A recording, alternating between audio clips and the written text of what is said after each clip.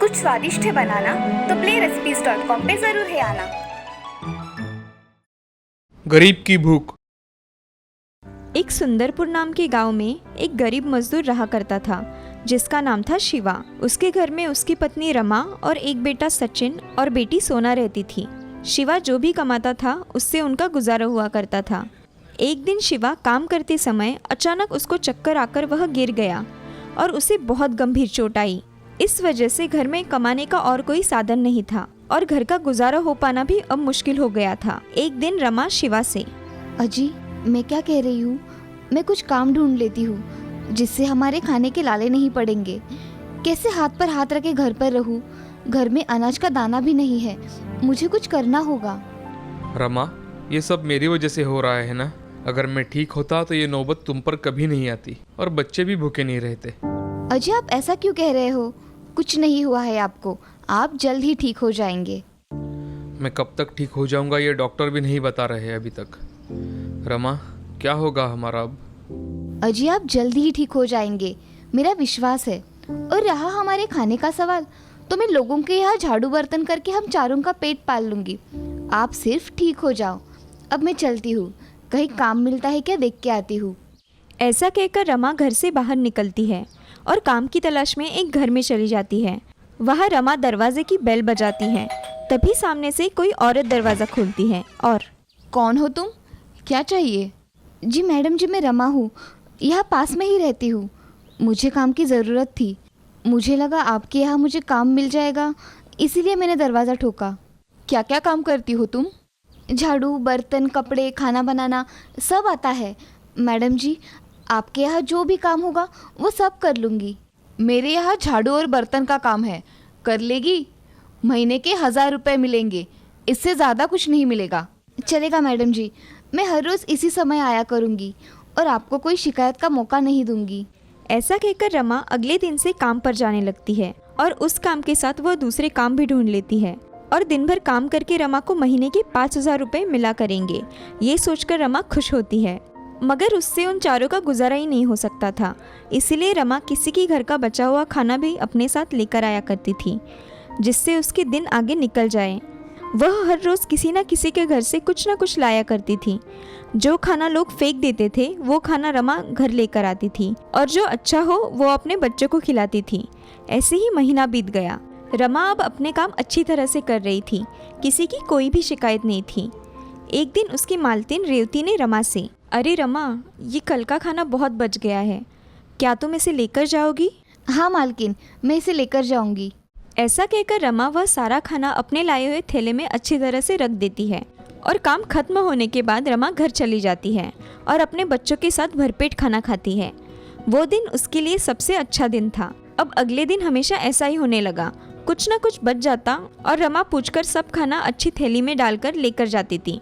अब बारिश का मौसम शुरू हो गया था। रमा का काम करना शुरू ही था, मगर रमा को एक दिन काम पर जाने के लिए थोड़ी देर हो गई तो उसे सभी मालिक और मालकिन चिल्लाने लगे। मगर रेवती ने उसकी हालत देखकर उसे कुछ नहीं कहा।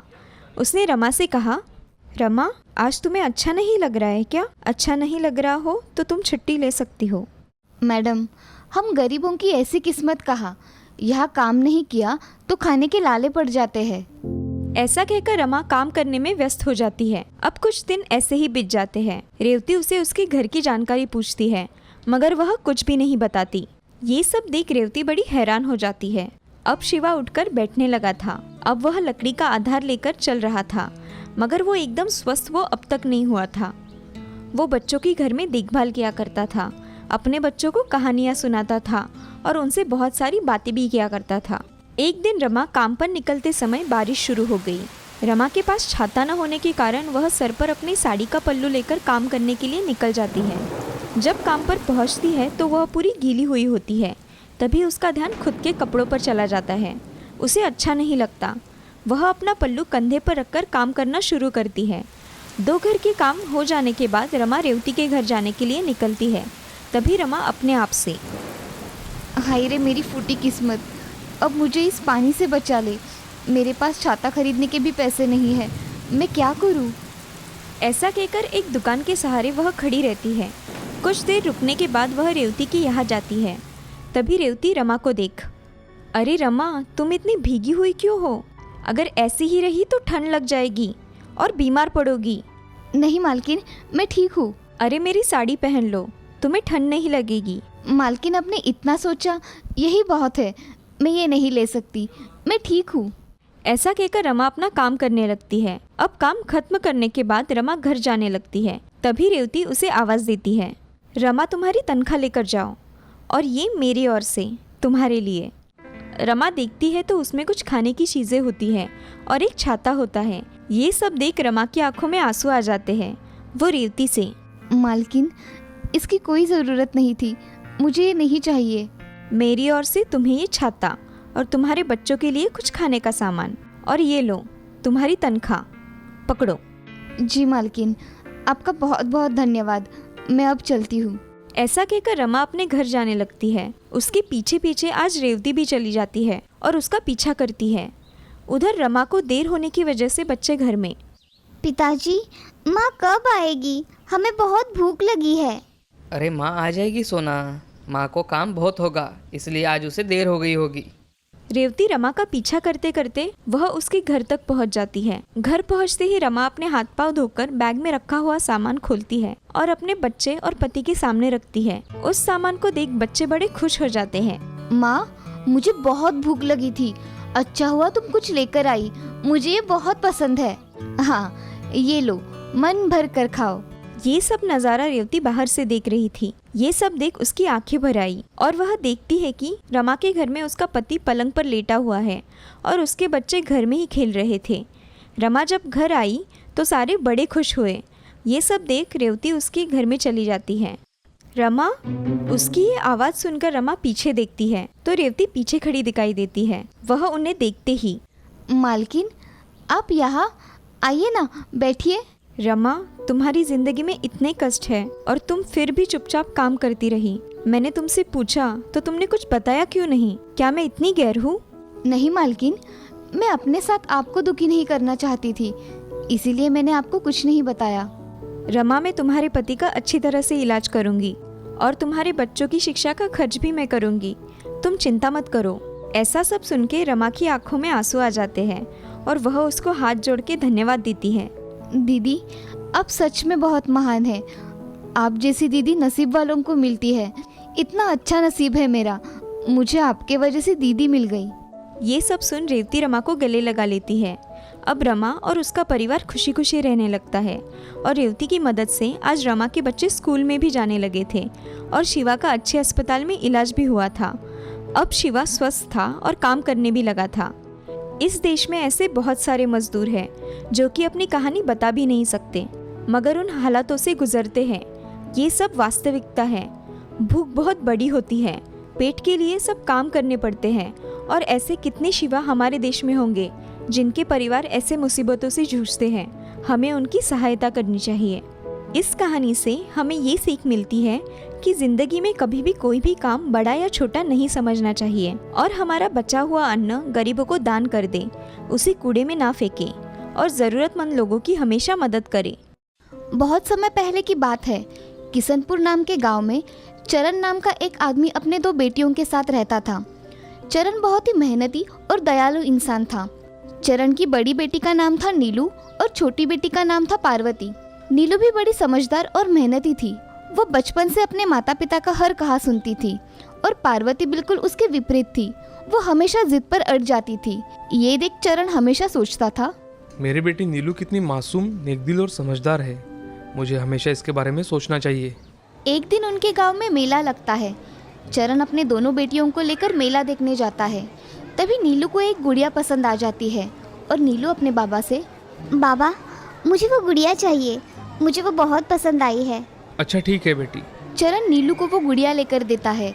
तभी पार्वती, बाबा, मुझे भी ऐसी ही गुड़िया चाहिए। अरे बेटा पार्वती, एक गुड़िया तो अभी ली ना हमने, तुम दोनों बहनें बारी बारी के उसके साथ खेलना। नहीं बाबा, मुझे वो गुड़िया बस मेरे लिए चाहिए, जिसके साथ मैं सिर्फ अकेली खेलूंगी। नीलू पार्वती की जिद सुनकर चरण से कहती है, बाबा, ये गुड़िया आप पार्वती को दे दो। अगली बार जब मेला लगेगा तब आप मुझे कुछ और खरीद कर देना। नीलू अपने हाथ की गुड़िया पार्वती को दे देती है। ये सब देखकर चरण सोचता है, सच में भगवान, तुमने मुझे बहुत समझदार बेटी दी है, जिसे अपने माता पिता के हालातों के बारे में पता है तो बेचारी किसी चीज़ की जिद नहीं करती। चरण हमेशा अपनी बेटी के बारे में सोचा करता था, क्योंकि उसे पता था कि उसकी बड़ी बेटी कभी भी उसे किसी चीज़ की ज़रूरत हो तो भी नहीं मांगेगी। वो हमेशा उसका ध्यान रखा करता था। ऐसे ही कुछ साल बीत जाते हैं। नीलू और पार्वती अब बड़ी हो गई थी। दोनों की शादी की उम्र हो गई थी। उनके लिए अब रिश्ते आना शुरू हो गए थे। ये देखकर चरण अब बहुत चिंता में पड़ जाता है। चरण को चिंता थी तो उसकी बड़ी बेटी की, उसके सीधे साधे स्वभाव की। ससुराल जाकर अगर मेरी बेटी को अच्छी सास नहीं मिली तो मेरी बेटी तो घुट घुट कर मर जाएगी, पर मुझे कभी कुछ नहीं बताएगी। नहीं नहीं, मुझे नीलू के लिए एक अच्छा परिवार ढूंढना पड़ेगा। वो गरीब रहेगा तो चलेगा, पर मैं मेरे नीलू के लिए एक अच्छा परिवार ढूंढूंगा। इसीलिए चरण एक परिवार जो उनके बराबरी का भी नहीं था, फिर भी ऐसे परिवार में नीलू की शादी कर देता है और अपनी कुछ जमीन बेचकर कुछ पैसे दहेज में दे देता है, ताकि आगे जाकर नीलू को उसके ससुराल वाले कुछ ना बोल सके। नीलू जब पहली बार अपने ससुराल जाती है और देखती है तो उनके यहाँ ना रहने के लिए अच्छा घर था, ना घर में कोई सामान। अगले दिन जब वो अपने बाबा के घर आती है तो अपने बाबा से कहती है, बाबा, आपने मेरी शादी कैसे घर में कर दी? वहाँ ठीक से रहने की जगह भी नहीं है, ना ही घर का सामान है। मैं अपनी गृहस्थी कैसे संभालूं बाबा? बेटी, मुझे सब पता है, लेकिन वो लोग बहुत अच्छे हैं, तेरा बहुत अच्छे से ख्याल रखेंगे। और रही बात घर और सामान की, तो बेटा मैंने तुम्हारे लिए जो लड़का ढूंढा है वो लाखों में एक है। दामाद जी तुम्हारे लिए बहुत जल्द सब कुछ तुम्हारे कदमों में डाल देंगे। तुम फिक्र मत करो बेटा, वो बहुत मेहनती लोग हैं, बस तुम्हें उनके पीछे हर हाल में खड़ा रहना है। आपने जो कुछ भी मेरे बारे में सोचा होगा वो बिल्कुल सही होगा बाबा। शादी की रस्म पूरी होने के बाद नीलू अपने ससुराल पहुंच जाती है।